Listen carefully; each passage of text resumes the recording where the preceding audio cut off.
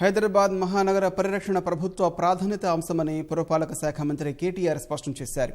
Hyderabad disaster rescue force DRFను మంత్రి ప్రారంభించారు. ఉన్న మానవ వనరులని సద్వినియోగం చేసుకునేలా DRFను ఏర్పాటు చేశామన్నారు.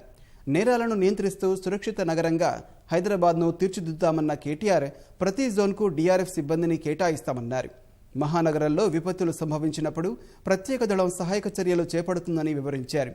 GHMC ఎన్ఫోర్స్మెంట్ ఆధ్వర్యంలో DRF సిబ్బందికి ప్రత్యేక శిక్షణ ఇప్పించామన్నారు. ప్రమాదాలు విపత్తులు సంభవించినప్పుడు అన్ని శాఖలతో సమన్వయంతో పనిచేస్తారని తెలిపారు.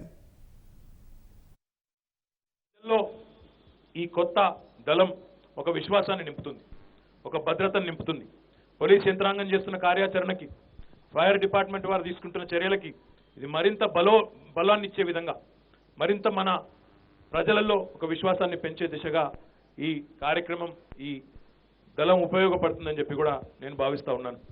భారతదేశంలోనే ఏ నగరము చేయని విధంగా చాలా వినూత్నమైన కార్యక్రమాలు GHMC చేస్తూ ఉంది. ఈరోజు నగరంలో అన్ని రకాలుగా కూడా మౌలిక వసతులను పెంచే దిశగా ప్రయత్నాలు బృహత్తరంగా జరుగుతూ ఉన్నాయి. ఒకప్పుడు హైదరాబాద్లో రైట్ టు వాక్ అనే పేరిట పాదచారులకు కూడా నడిచేదానికి మార్గం ఉండాలి. ఆ మార్గాన్ని ప్రజలకు సుగమం చేసే విధంగా, నడిచే వాళ్ళకి సుగమం చేసే విధంగా ఫుట్పాత్ల మీద ఉండే ఆక్రమణలు కూడా తొలగించాలని ఒక లక్ష్యంగా పెట్టుకుంటే దానికి సహకరించిన ప్రతి ఒక్కరికి హృదయపూర్వకంగా అభినందనలు. ఎందుకంటే 8,000 పైచిలకు ఫుట్పాత్ ఆక్రమణల్ని ఇప్పటికే తొలగించడం జరిగింది.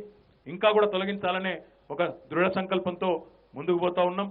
ప్రజలకు ఇబ్బంది కలగకుండా, నడిచే పాదచారులకు ఇబ్బంది కలగకుండా, యాక్సిడెంట్లను తగ్గిస్తూ, నేరాలను నియంత్రిస్తూ ఒక సురక్షిత నగరంగా హైదరాబాద్ని మలిచే దిశగా అందరం కూడా ముందుకు పోదాం కలిసికట్టుగా అని చెప్పి విజ్ఞప్తి చేస్తూ మళ్ళీ ఒకసారి ఈ కార్యక్రమానికి నన్ను ఆహ్వానించినందుకు GHMC యొక్క మొత్తం యంత్రాంగానికి పేరు పేరున హృదయపూర్వకంగా నమస్కారాలు, శుభాకాంక్షలు. జై తెలంగాణ.